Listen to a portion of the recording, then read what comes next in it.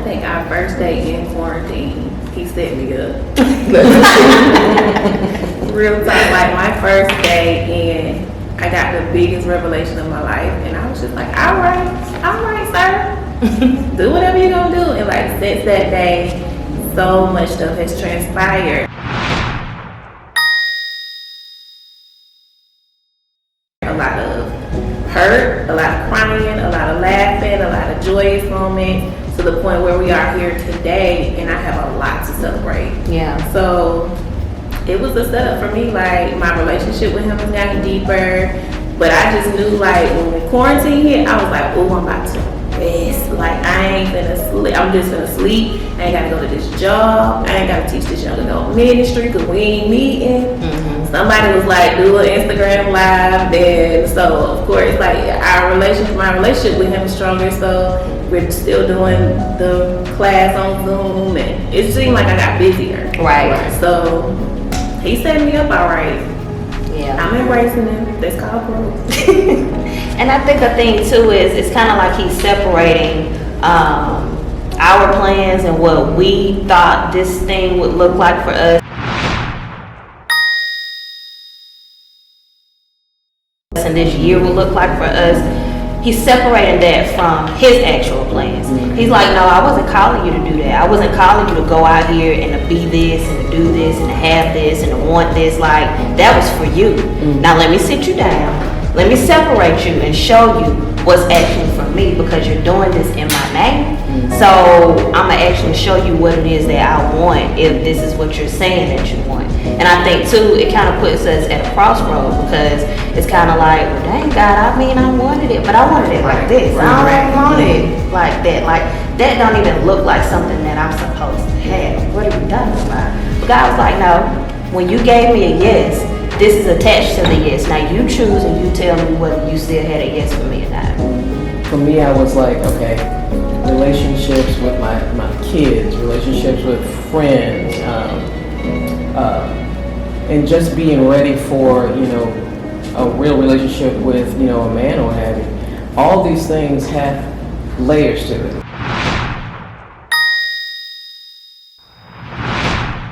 So God is like, for me, he kind of opened me up and said, all right, these are the things that you may not like about yourself, or that you may want to change, or that you might want to be stronger in, or whatever the case may be, or more real in, or what have you. I have been praying, different spectrums, making me a better mother. Where do you really want me to be in life? Because just like you said, where I might have been running and going for, obviously is, I'm not really feeling it within me. So this may not be what you want me to do. Expose me to what it is that you want me to do. Kind of thing. So that's how this whole thing has been for me. It's coming out going into it, I don't want to come out the same as I went in. What do you think speaks to people who don't have a close relationship with God? Like, I just think about those people who may have just started coming to church, like when COVID started, or people who feel as though like their faith is being tested now, and now they're in a situation where, they're not able to be around people or to have that reinforcement that they feel like they need to stay on track and to stay focused. And a lot of times when you're in that space, you have these people that are around you that reinforce the very thing that you're trying to get away from, or the very thing that you're trying to stop doing, like those negative influences. So what would you guys say to people who are in that space of just struggling and I want to do the right thing, I want to live for God, but I don't have that influence around me the way that I would want it to be? I think that kind of plays into what Pastor Alex was saying, was make a decision. Do you want me or not? And when you are in your home, in that private space now, where you may have been thinking that someone is judging you at church in the four walls. You don't have that now. So do you want it? You really have no excuse at this point. And I won't say excuse to be harsh, because there are people out there that really are having a hard time. They're used to a certain thing, and, you know, it could be an abuse of anything, not necessarily, you know, drugs or what have you, but just anything. And that's how they feel their solace, or, you know, feel their completion. But at some point, just like anybody that has been in church, you get to that point where you've had enough. You may be at that point where, you know, it may not necessarily be physical death, but it's a spiritual death. And you still come to that same question. Make a decision. Yeah. Do you want me or not? And I guess that thirst, because sometimes people are out and sometimes they come in for different reasons. And some people run to Christ. But I do know there are a lot of literature out there, but everybody's not a reader. You know, but you want to see it, that's why we should be living it, but they got to understand that it is a process.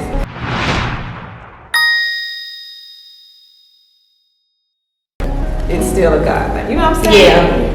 They're grounded. I mean, and I think that's how you can stand, because you can save me, but I feel like at the end of the day, you still know right from wrong and you're gonna serve. And you may waver or you may fall, but I do believe the true relationship at the end of the day,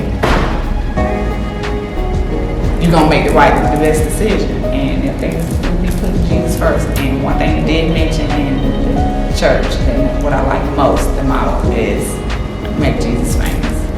Not no titles, not no make Jesus famous. And at the end of the day, that's what I believe Fresh Start, making Jesus famous. And I'm gonna be honest with you, I feel like sometimes people that are far from God have more discernment than some of these people that do have titles.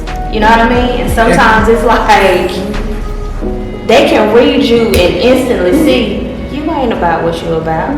So I think that's another layer to it too. Like if you're far from God, don't go away with the discernment that you had before. You know, it may not have had a title to it, or it may not have had a label for it to be classified as discernment, but you done learned something out there in them streets. You know what I'm saying? Like you done learned something through your experience, and don't allow like the pedestal of a position to outweigh what it is that you naturally feel. If God is saying, stay away from that minister, stay away from that elder, stay away from whoever, tap into that and listen to that. And I think that's a big thing. Like a lot of times, people that may not feel like they're as close to God, they're like, well, that don't feel right, but you a preacher, so maybe that's what I'm supposed to be doing. The streets done taught you something. Someone once told me, go and preach the gospel, and if you have to use words. I think about that now during this time because I'm a visual person. So if I'm watching you and your words aren't adding up with your actions, it throws me all the way off. And I'm noticing that a lot with the younger generation as well. Like if you don't seem authentic and you're not lining up with what you're telling them to do, they're not gonna follow you. They not gonna hear nothing you got to say. They gonna tune you all the way out. It's like you're on mute to them. Right.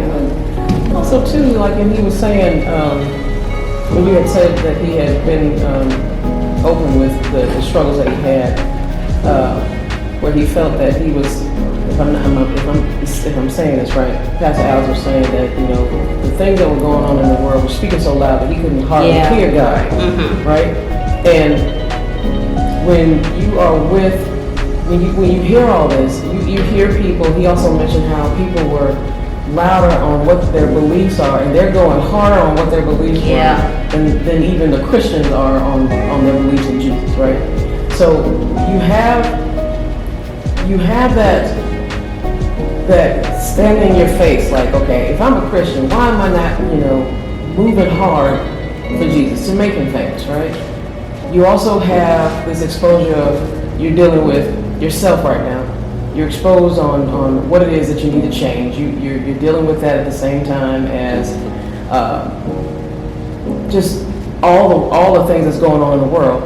So I really was appreciative of him saying that he was having that hard time for the moment, because there is that time where you'll see all these people in the spotlight, you know, in front of folks that feel that they are having to keep this air about them. and never remind people that they're human. Right. You gotta get in the Word. I found myself like running to the Word because at the beginning of all this, it just felt like I was being attacked. So I really appreciate the fact that how he opened up the message, because that's transparent. That's real. Right. Yeah. And to do it in a way, excuse me, that says it's okay to feel this way.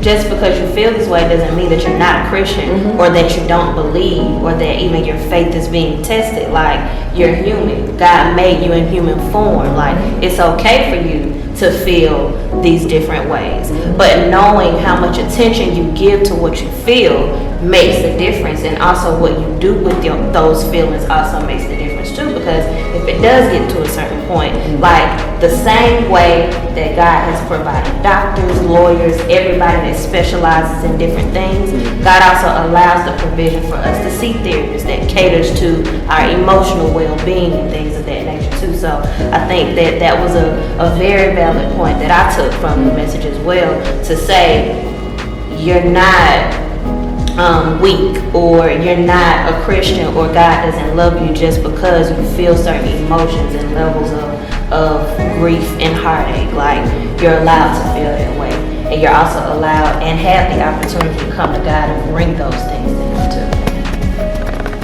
He started out, what I like most, he's got my attention right off the bat. In the midst of his transparency, still showing empathy. And he said, I felt like he's speaking to me. Your life matters. Even though I just felt in the midst of him being transparent, he was still giving and that's what I like about him. I said, your life matters. And I was ready to run on. He had me. He had me at your life matters. I'm like, but that's how you have to pull yourself out of those dark places. And I do remember, at a time, after my divorce, being in a dark place, and you have to, pull yourself out. And he spoke those words, and just like my first, you got to come out of that. So some simple words can just pull you out. And when he said that, it's the end of the day, this second week, school week has been rough. Speaking to the computer, and he's like, your life mattered. It meant so much, and it came from where he could have still stayed in that place, but that lets me know he had came out. So he pulled me right on. I think that's what it really means about being, a Christian. It's about being real. It's like when you are real with the kids, with the young adults. It's not about, being anything false. I've come from a dark situation. I'm going through a dark situation. I'm about to go into a dark situation. But God is there for me to find my way out.